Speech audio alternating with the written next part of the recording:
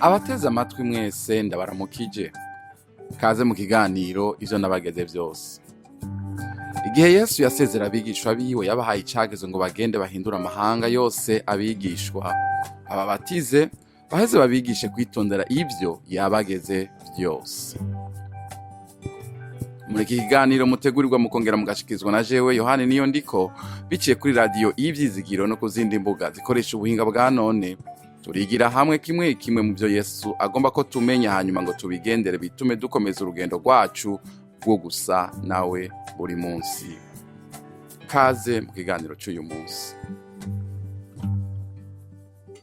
Umukozi w'Imana Petero yaravuze ijambo rivuga ngo muyikorere amaganya yanyu yose kuko ibababara.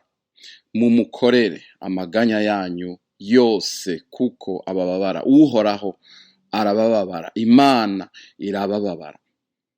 N'amajambo dusanga muri Petero wa mbere igice ca 5 ku murongo wa 7. Aha Petero yeko aravuga ku guca bugufiya, yigisha abarongozi b'ishengero ukuntu bakwiye kurongora, kuyobora ubwoko bashizwe imbere.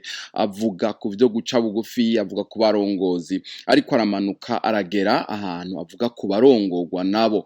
Arababwira ati nabo bace bugufiya ngo munsi y'ukuboko kw'Imana, kuko ngo Imana izobashira hejuru, Imana izodushira hejuru mu gihe gikwiye, igihe gikwiye kigeze. Acagera kuri uwo murongo wa 7 nko tubisoma, aravuga ngo amaganya yanyu yose nimuyakorere Imana, nimuyakorere umwami wacu, nimuyashire ku bitugu vy'umwami wacu, ngo kuko aratubabara, arababara. Yesu Kristo yarageragejwe. Ko yageragejwe rero ashobora gutabara abageragezwa. Arazi ico imibabaro ivuga kuko yarababajwe.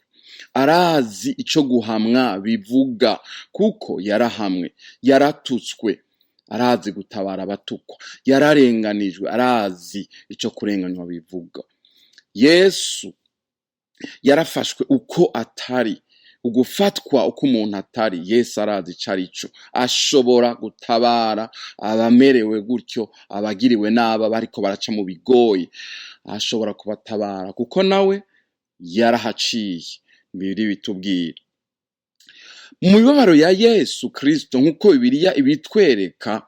Turabona Yesu agiye ku musaraba, agiye kumubamba, ngo bamwambitse urugori rw'amahwa. Bibiliya bitwereka muri Matayo igice ca 27 ku murongo wa 29. Haravuga ngo batsiba igitsibo c'amahwa bakimwambika mu mutwe, bashira n'irenga mu kuryo kwiwe, baramupfukamira, baramucurira bati ndagize bwakeye mwami w'abayuda. Bamwambitse iki? Igitsibo c'amahwa, urugori rw'amahwa. Aya majambo ndiko ndayaraba, ndiko ndayigako, natangaye cane. Ni gute urugori rw'amahwa rwahindutse ubutumwa bwiza? Muri urugori rw'amahwa, muri iki gitsibo c'amahwa harimwo ubutumwa bwiza, habari njema, the good news, la bonne nouvelle. Ngombaza uti ihagaze hehe? Igitsibo c'ubwami ni ikimenyetso ciki? Ni ikimenyetso c'ububasha, c'ubutegetsi, c'ukubahwa, c'ugupfukamigwa. Ni ikimenyetso c'ukuganza ibintu vyose biri muri ubwo bwami. Iki gitsibo c'ubwami uko kiba gikozwe mu bintu vy'igiciro, ifeza, izahabu. Ibi urabibona mu bihugu bagifise abami canke abami ba kera. Ugiye kuraba urugori rw'ubwami ngene rwaba rumeze, rwaba rukozwe mu bintu vyiza vya mbere bibaho, izahabu. Bivuga ngo uyu muntu yambitswe iki gitsibo abaye umwami hejuru y'izo zahabu. Izahabu zose ze muri ico gihugu niziwe, amafeza yose nayiwe, abantu bose bari munsi y'ububasha bwiwe. Yesu wewe aho kumwambika igitsibo c'izahabu, urugori rw'izahabu, bamwambitse, Bibiliya iratubwira ngo bamwambitse iki? Batsivye igitsibo c'amahwa barakimwambika mu mutwe, ngo bacamuha n'inkoni y'ubwami. bayishira mu kuboko kwiwe kw'iburyo ngo baca baramupfukamira baramucurira. Imana nishimwe. Igitsibo c'amahwa nico gitsibo c'ubwami bamwambitse, ni ikimenyetso c'ubwami, ni ikimenyetso c'ububasha, ni ikimenyetso c'ubutware, ni ikimenyetso c'ubutunzi, ni ikimenyetso c'ukumererwa neza, mbega ikimenyetso c'ukurya ivyo ushaka, c'ukuja aho ushatse, c'ugufukamirwa. Yamara iki gitsibo ico bambitse umwami wacu ntabwo cari ic'ifeza n'izahabu, cari gitsivye mu mahwa. Yesu nahabwa icubahiro. Wombaza uti kubera iki uvuga ngo Yesu nahabwa icubahiro? Ubutumwa bwiza mu gitsibo c'amahwa buhagaze hehe? Twavuze ngo umukorere amaganya yawe yose kuko arakubabara. Bibiliya iratubwira yuko Yesu yaje kurondera no gukiza icari carazimiye. Igihe icaha caza mw'isi nkuko biri bitwereka, habaye inkurikizi nyinshi cane kandi mbi, umuvumo. Bibiliya iratubwira yuko ngo isi yahise ivumwa, ngo aho kumera ivyo yari yarateguriwe kuzomera ivyamwa vyiza, ngo noneho itangura kumera iki? Ibitovu n'amahwa. Aho kuzana umwimbu umuntu yashaka, ikakuzanira iki? Ibitovu n'amahwa. Inkurikizi nyinshi mbi, kurya umuntu abizi icuya, umugore ngo kuvyara arushe, urupfu kuko vyari vyaravuze ngo niwakora kirya ndakubujije, niwarya kuri kiya giti ndakubujije, uzopfa nta kabuza. Icaha kiraza, urupfu rurinjira, amosozi kurira, ugwanko, ubwicanyi, ugutana ko ibirake, ugutana ko ishavu, ukuvisha amaraso n'ibindi vyose tubona uyu munsi muri iyi si. Ni inkurikizi ziki? Zicaha. Nimba wumva bariko baragwana hariya na hariya, niki? Ni inkurikizi z'icaha cinjiye mw'isi. Imana idufashe cane, Imana itubabarire. Yesu yambitswe igitsibo c'amahwa, urugori rw'amahwa, ubutumwa bwiza. Ngwaho Yesu acitse umwami aganza iki? Ategeka amahwa. Kuko nababwiye ngo urugori umuntu yambitswe, nimba yambitswe urugori rw'izahabu, bivuga ngo izahabu zose, ivyiza vyose ni ivyiwe, ukuganza kose ni ukwiwe, ugutegeka kose ni ukwiwe. Ivyo bintu rero yambaye biri muri urwo rugori bamwambitse, Yesu we bamwambitse iki? Amahwa. Bivuga ngo Yesu abaye umwami w'amahwa. Uti bivuga iki none? Abaye umwami aganza hejuru y'amahwa. Ego cane. Bivuga ngo amahwa yose iyo ava akagera aramwumvira. Yesu arategeka hejuru y'amahwa. Amahwa ni ikimenyetso n'urugero rw'iki? Rw'imibabaro. Imibabaro, imiruho, ukubabazwa, ukurira, ugucumitwa, kuko amahwa aracumita. Yesu yacitse iki? Umwami hejuru y'amahwa, hejuru y'ibibabaza, aganza ibibabaza vyose, arabitegeka. Kavuga ati icara, kikicara, haguruka, gahaguruka, genda, kikagenda. Kuko nindavuze n'umwami avuze, n'umwami wavyo. Nimba ari umwami w'ibikoko, nimba bavuga ngo intambwe, ngo intare, ngo n'umwami w'ishamba, nukuvuga udukoko twese twumvise iroshe turiruka kabisa, twose turavumuka tukiruka, tundi tukanyegera munsi y'ibisaka. Kubera iki? Umwami w'ishamba aravuze. Iyo umwami w'imibabaro, umwami w'amahwa ategetse, ihwa akaribwira ati wahwawe, stop, rirahagarara.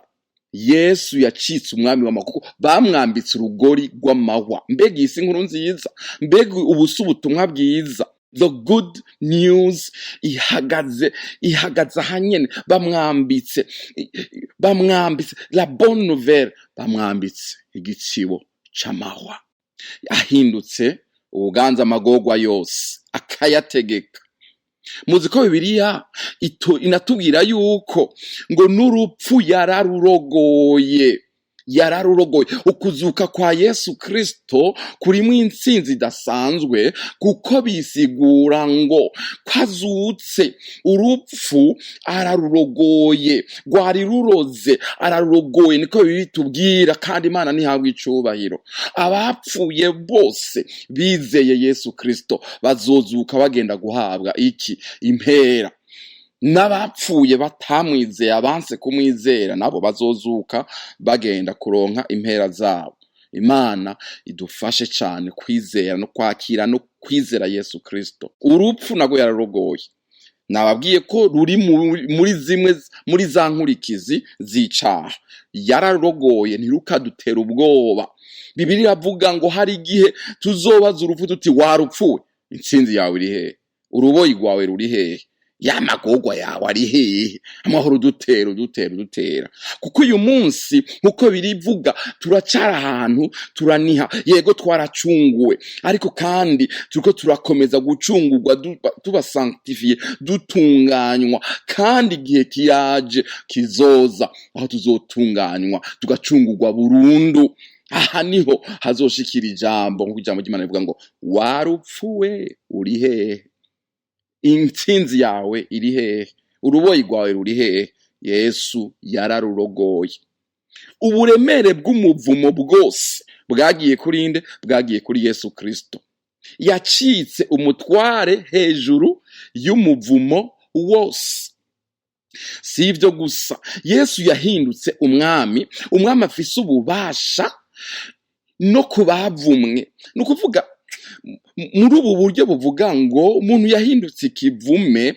Yesu Kristo mu rukundo rwiwe no mu mbabazi ziwe, kuko murazi yuko byari byaravuze ngo icyaha kigejeje kwinjira, Imana yavuze ngo uruvyaro rwo ruzokomoka kuri uyu mugore wahenze ruzokumena umutwe. Yesu niwe ruvyaro, umunago ku gishitsi ca Dawidi, niwe akomoka muri uyu Eva, inzoka yahenze. Icaha ca mbere caciyemwo, ariko isezerano ryari ryaratanzwe kandi rirashika. Yesu araza aza kurogora urupfu n'umuvumo, abo mwami wawo, abo mwami. Naho n'abavumwe rero bafise ubuvume bwose, ndabivuge gutyo, bafise amagorwa y'uburyo bwose, muze kuri Yesu Kristo araturuhura ico cose. Abakomeretse Yesu arabakira akabasomora inguma zabo. Abahahazwa Yesu n'umwami wabo. Aboro Yesu n'umukunzi wabo. Abakene Yesu n'umukunzi wabo. Imfuvyi n'abapfakazi Yesu n'umukunzi wabo. Woharura incuro muri Bibiliya havuga ngo murabe imfuvyi n'abapfakazi ni nyinshi cyane. Yesu n'umukunzi wabababaye, n'umukunzi wabafise abatemerwa muri societe, abatawe kure, abigijweyo, abatagira ikibaraba. Yesu wewe arabaraba. Muyikorera amaganya yanyu yose kuko ibababara. Abantu bose ababi, abanyabyaha, barushe n'abaremerewe, Bibiliya iravuga ngo nimuze mwese kuri jewe ndabaruhura. Ni Yesu Kristo ubwiwe yavuga. Baze kuri we, tugende kuri Yesu araturuhura. Ababajwe n'iki? Kubura bacu, kugwaza, ibintu bidahera, intambara zidahera za buri munsi, idutegwa n'iki n'abantu n'abakunzi, n'abahora bibaza ngo n'abakunzi, abari hafi yawe, vyose tubimukorere. Yesu Kristo n'umukunzi wacu. Uwo Yesu rero yambaye igitsibo c'amahwa, afise ububasha bwo guhindura umubabaro akawuhindura umunezero. Ndasenga mu izina rya Yesu Kristo ngo wowe uri kuranyumviriza uwo mwanya, ngo ahindure, umuhereze amarira yawe, ayahindure ibitwenga twenge. N'urupfu nago aruhindura ubugingo. Kandi igihe kiraje, nabivuze, aho tuzotwenga urupfu duti warupfuwe, subira. Haleluya, Imana nihabwe icubahiro. Yesu afise ububasha bwo guhindura intuntu akayihindura umunezero. Wewe uri kuranyumviriza uyu munsi, muzanire iyo ndapfanyanga yose, vya bindi bituruhije vyose, imwe bikubabaje vyose, muzanire kuri Yesu. Vyose agira ati nzanira ndi umwami w'amahwa, kuko nambitswe igitsibo c'amahwa. Bivuga ngo nganza amahwa, nganza ibigoye, nganza ibibabaza, nganza imibabaro, nganza ibicumitana vyose, ndabifise ko ububasha. Binzanire vyose. Ingorane tugira Bibiliya bivuga ariko ukamenya ntituvyizere. Ndagusengera ngo wizere ijambo ry'Imana. Ubu n'ubutumwa bwiza. Umwami wacu yatwambariye igitsibo c'imibabaro, imibabaro yose ducamwo. Iyo uriko uracamwo niyo uzocamwo ejo, yarayambariye igitsibo. Nukuvuga arayifise kububasha. Ariko reka tuyimushire, tuyimuhereze vyose. Nimuyikorere amaganya yanyu yose kuko ibababara. Uyikorere amaganya yawe yose y'uburyo bwose, yo mu muryango, yo mu kazi, yaho ubaye, izi ngorane zose tubona, iziri mu gihugu, impfu n'ibindi vyinshi biteye ubwoba. Muze tubimuhe Yesu. Aratubabara, aradukunda, kandi abifise kububasha. Imana iduhezagire. Amen. Ndabashimiye mwebwe mwese mwateze amatwi ikiganiro Ivyo Nabageze Vyose. Twizeye ko mwafashijwe n'inyigisho y'ubu munsi. Tubifurije umugisha w'Imana mu banyu no mu vyanyu. Naho ubutaha.